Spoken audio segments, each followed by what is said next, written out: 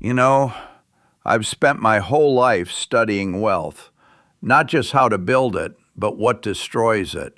And after 94 years, I can tell you something with absolute certainty. Most people aren't poor because they don't make enough money. They're poor because they buy the wrong things.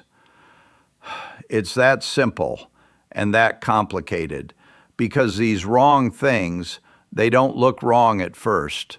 They look normal. Everyone's buying them. Society tells you that you should buy them. They might even make you feel good temporarily. But they're destroying your wealth. Silently, slowly, year after year, like termites eating away at the foundation of a house. You don't see the damage until it's too late.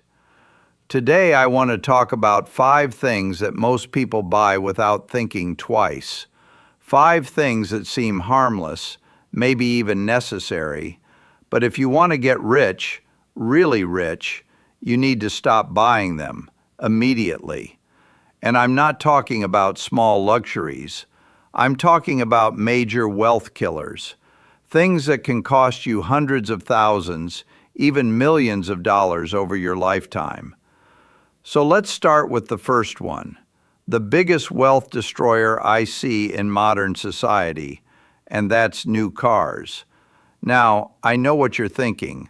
Warren, everybody needs a car. How is that a wealth destroyer? Well, let me explain. It's not cars themselves, it's new cars. Brand new cars that people buy straight off the lot. A new car is one of the worst financial decisions you can make, and yet millions of people make this decision every single year. They walk into a dealership, they smell that new car smell, and they sign their financial freedom away. Here's why new cars are so devastating. The moment you drive a new car off the lot, it loses about 10 to 20% of its value immediately. You haven't even made it home yet, and you've already lost thousands of dollars.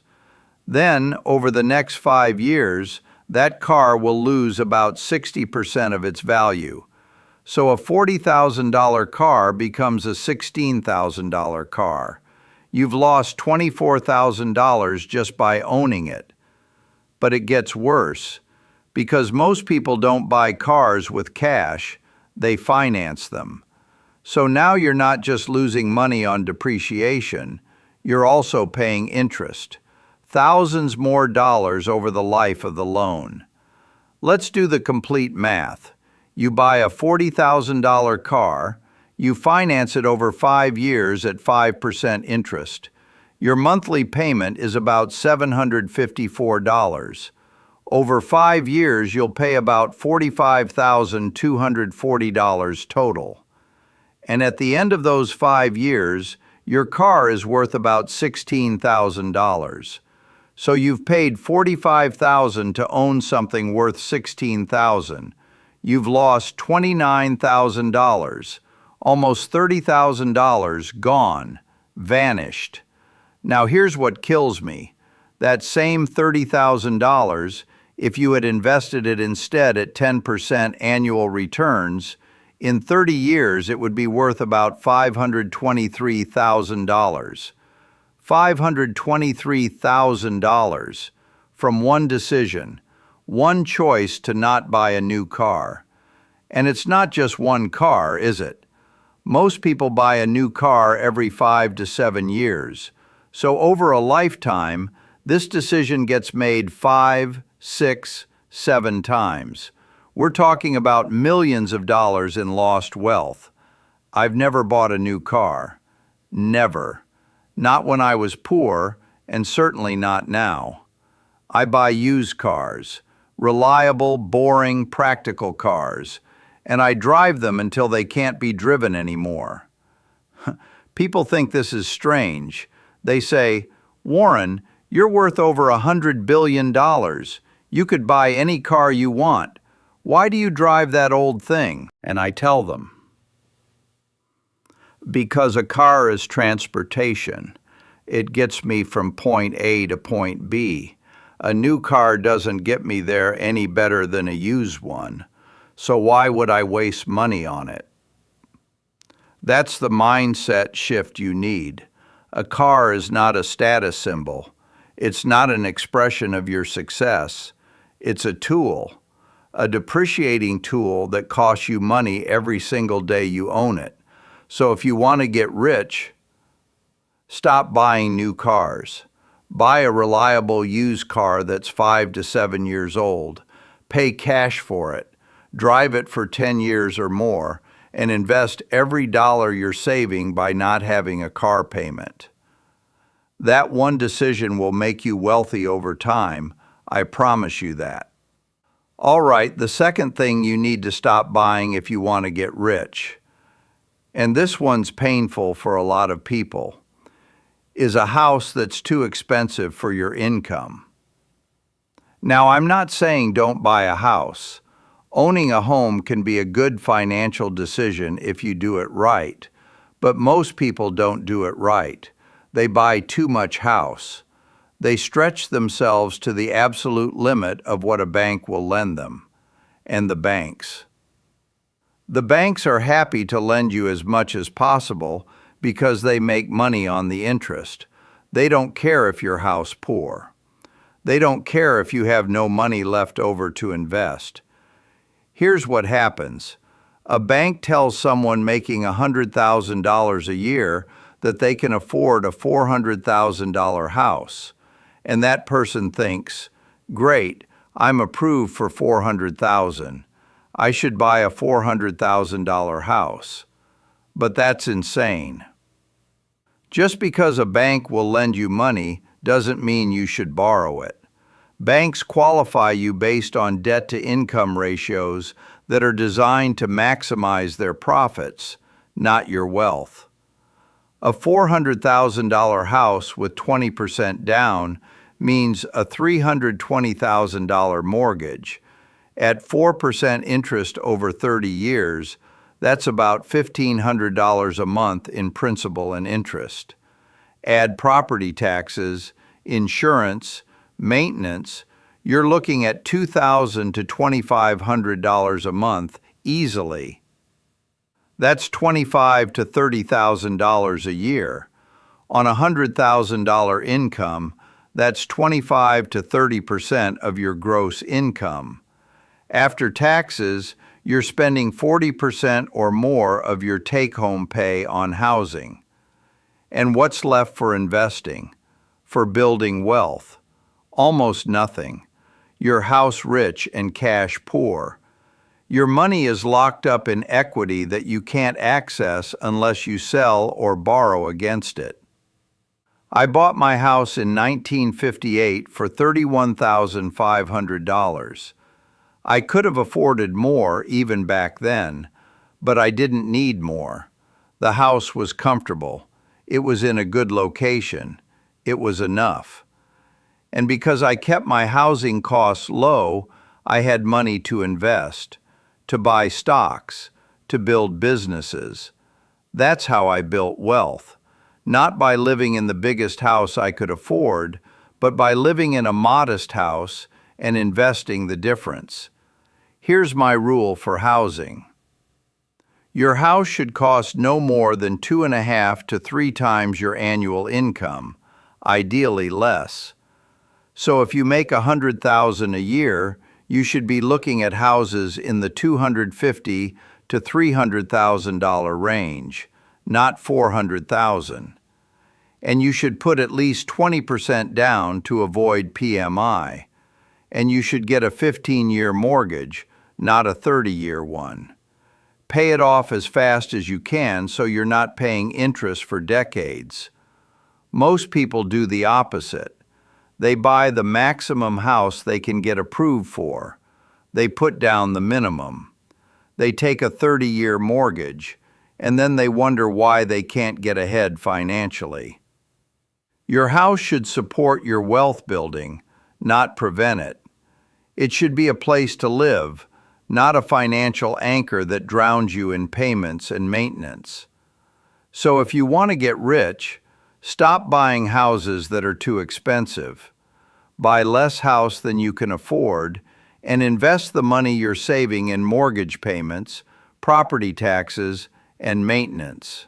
Over 30 years, the difference between a modest house and an expensive one could be $1 million or more in investment growth.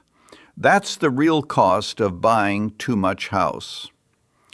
The third thing you need to stop buying, and this one might surprise you, is brand new furniture and home decor. People don't think of furniture as a big expense, but it adds up fast. A new couch costs $2,000. A dining room set, $3,000. Bedroom furniture, another few thousand. Decorations, artwork, rugs, lamps. Before you know it, you've spent $20,000, $30,000, $40,000 furnishing your house. And for what? Furniture is furniture. It serves a function. You sit on it, you eat at it, you sleep in it. Brand new furniture doesn't do any of these things better than gently used furniture. But people buy new because they want their house to look nice. They want to impress visitors. They want that showroom feeling. And furniture stores are happy to sell it to them, often with financing at high interest rates. So now you're paying interest on furniture that's losing value. Because furniture depreciates too, not as fast as cars, but it still loses value, especially modern furniture that's not built to last. Here's what wealthy people do. They buy used furniture.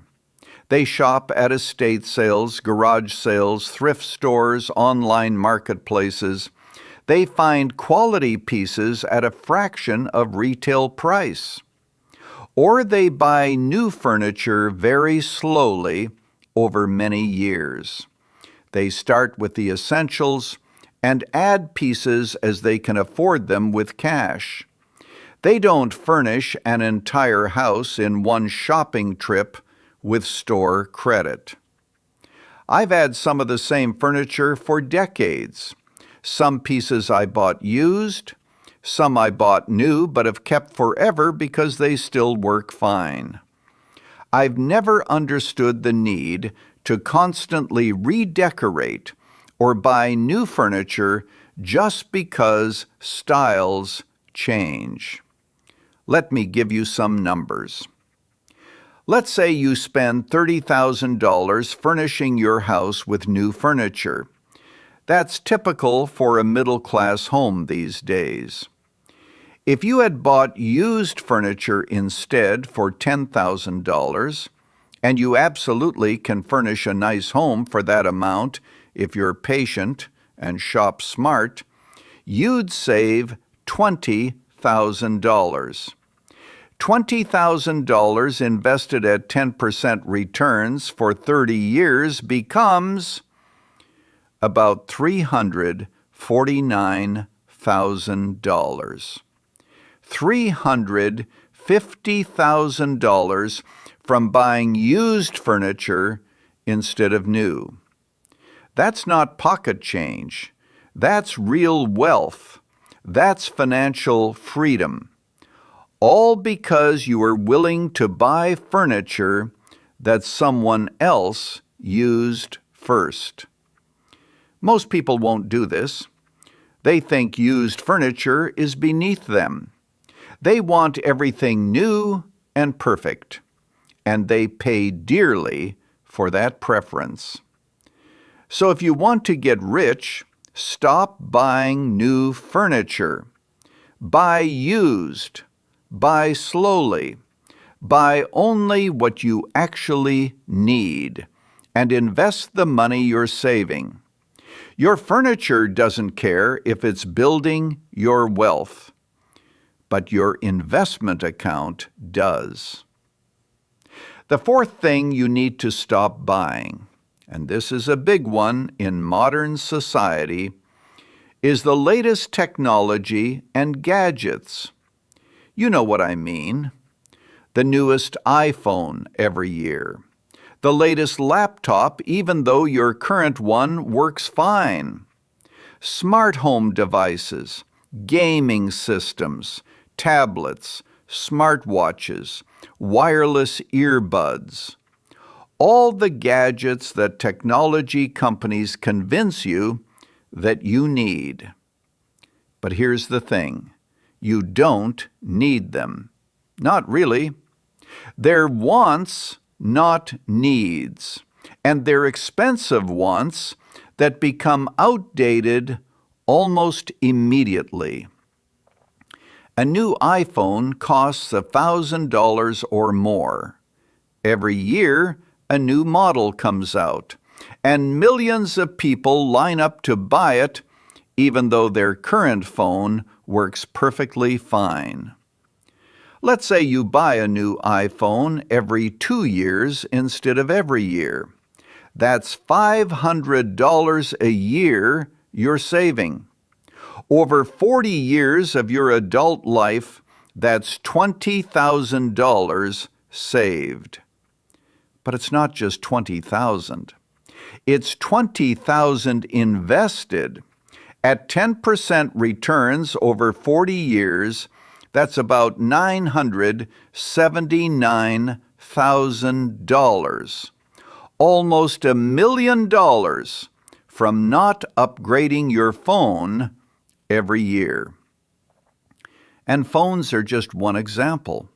The same principle applies to laptops, tablets, televisions, all of it.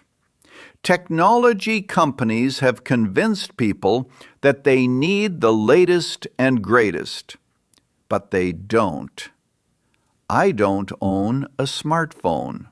I have a flip phone. Does everything I need it to do. Makes calls, that's it. And people think I'm ancient. They think I'm out of touch. But you know what? My flip phone costs almost nothing. It doesn't need to be upgraded. It doesn't distract me. It doesn't cost me money on apps or subscriptions. It's just a tool that does its job. Now, I'm not saying you need to get a flip phone. I understand that smartphones are useful for most people. But you don't need the latest model. You can keep your phone for 4 or 5 years instead of 2. You can buy last year's model at a discount. You can take care of your devices so they last longer. The same applies to computers. A laptop that's a few years old can still do everything you need. You don't need the latest model with the fastest processor unless you're doing specialized work that actually requires it. Most people upgrade their technology not because they need to, but because they want to. Because they want the new features. Because they want to feel current. Because advertising has convinced them that old technology is worthless. But wealthy people see through this. They use technology until it stops working or becomes truly obsolete. They don't chase the latest gadgets. They view technology as a tool, not as a status symbol. So if you want to get rich, stop buying the latest technology. Use what you have until it actually needs replacing. Buy refurbished or previous generation models. Resist the urge to upgrade just because something new came out. Every dollar you don't spend on gadgets is a dollar that can compound into wealth. And over a lifetime, those dollars add up to enormous amounts. Technology is supposed to make your life easier and more productive.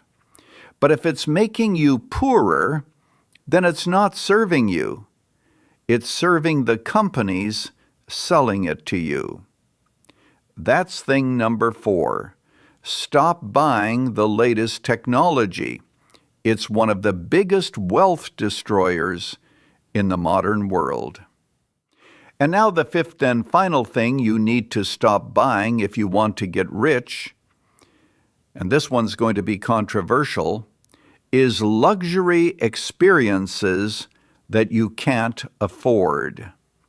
I'm talking about expensive vacations, first-class flights, five-star hotels, designer restaurants, VIP concert tickets, luxury cruises. All the experiences that people justify by saying, "You only live once, I'm making memories." And look, I'm not against experiences. I'm not saying you shouldn't enjoy life. But there's a big difference between enjoying life affordably and spending money you don't have on luxuries you can't afford. Most people don't make this distinction. They see their friends posting vacation photos on social media. They feel like they're missing out. So they book an expensive trip they can't afford, often putting it on credit cards. A luxury vacation can easily cost $5,000, $10,000, $15,000 for 1 week. 1 week of your life. And then it's over. And all you have are photos and memories. Oh, and debt. Can't forget the debt. Here's what kills me about this. People will spend $10,000 on a vacation and then complain they can't afford to invest. They'll say, "I don't have money to put into my retirement account." But they have money for a luxury cruise. The priorities are backwards. They're choosing temporary pleasure over permanent security. They're choosing 1 week of luxury over years of financial freedom.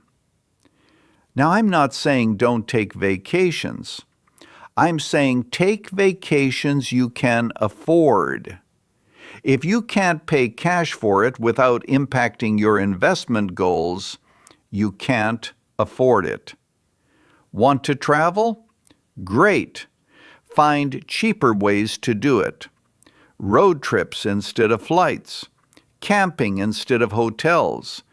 Cooking your own meals instead of eating out every meal.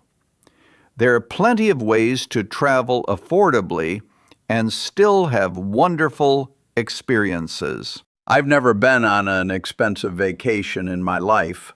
I've traveled for business, sure, but I've never felt the need to stay in five-star hotels or fly first class or go on luxury cruises. Why?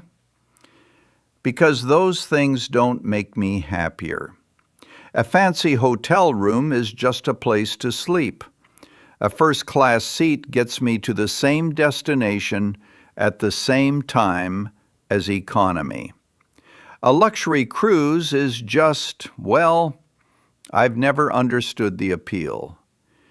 But beyond my personal preferences, the math is devastating. Let's say someone takes 2 luxury vacations a year, spending $10,000 each time. That's $20,000 a year. Over 30 years, that's $600,000 spent on vacations. But if they had taken budget vacations instead, say $5,000 total per year, and invested the other $15,000 at 10% returns, that's about $2.4 million. $2.4 million.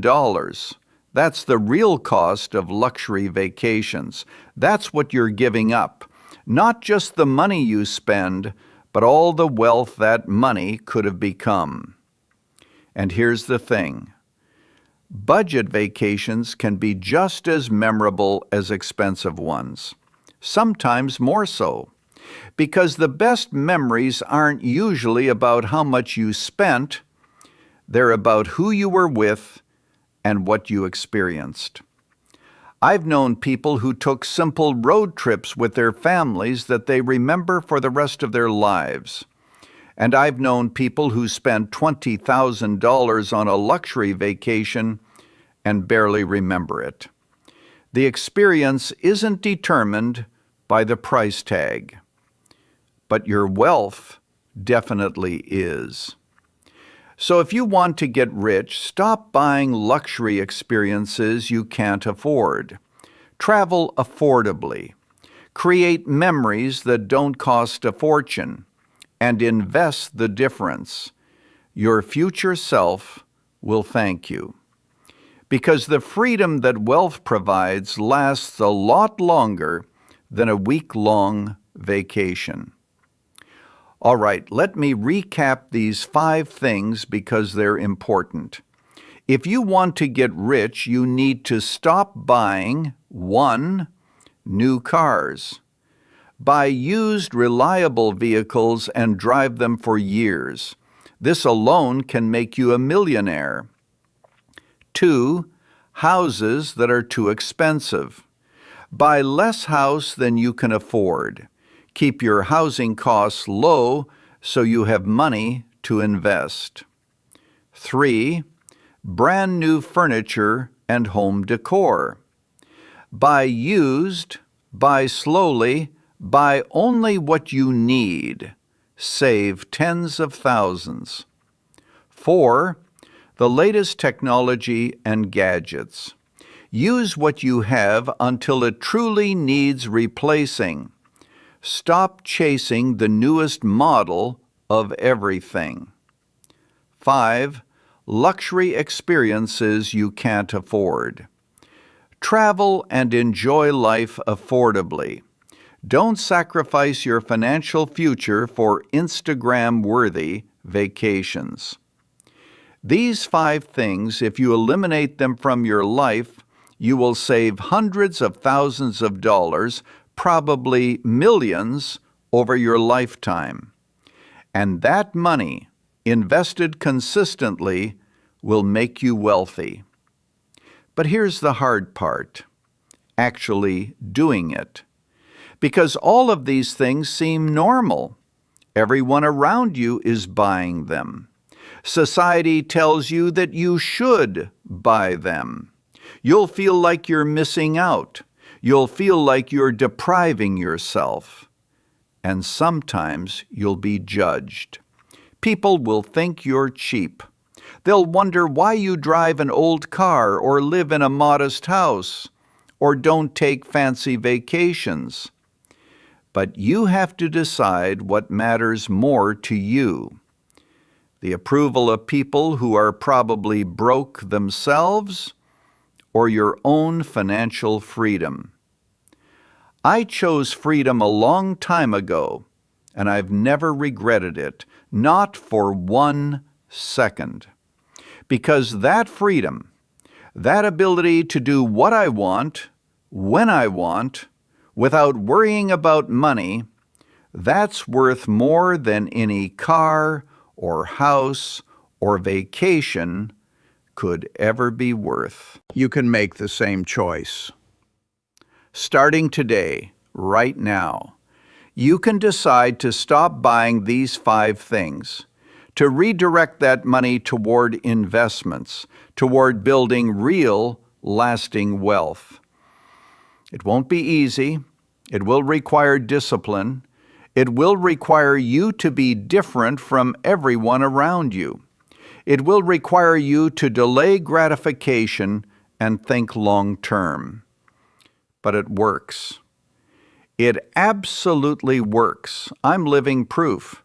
And there are millions of other wealthy people who did the exact same thing. The secret to getting rich isn't making more money. Most people who make a lot of money stay broke because they spend it all. The secret is not spending money on things that don't build wealth. Stop buying these 5 things and start investing the money instead. That's the formula. That's the path. That's how you get rich. It sounds simple because it is simple, but simple doesn't mean easy. It takes courage to be different, to live below your means when you could live at your means, to drive an old car when you could finance a new one, to stay in a modest house when you could stretch for something bigger. But that courage pays off richly, with wealth that lasts, with freedom that compounds, with a life lived on your own terms. So I'm asking you to make a commitment today. Look at your spending. Identify which of these 5 things you're buying and stop. Stop financing new cars. Stop stretching for too much house. Stop buying furniture you don't need. Stop upgrading your technology constantly. Stop taking luxury vacations you can't afford. Just stop. And redirect that money, every single dollar, into investments, into index funds, into dividend-paying stocks, into assets that will grow and compound and build your wealth year after year. Do this consistently for 10, 20, 30 years, and you will be wealthy. Not because you made some genius investment, not because you got lucky, but because you had the discipline to stop buying things that destroy wealth and start buying things that build it. That's the real secret. It's not complicated. It's not hidden. It's just that most people won't do it. They want the new car and the big house and the fancy vacations too much. They can't delay gratification long enough to build real wealth. But you can be different. You can make better choices. You can be the person who drives an old car and lives in a modest house but has millions in the bank. The person who has real wealth, not just the appearance of wealth. That's who I've been my entire life, and it's worked out pretty well for me. I think it can work out well for you too. So stop buying these 5 things. Start building real wealth and enjoy the freedom that comes with it. Thank you for listening. Now go make better choices with your money. You've got this. Good luck.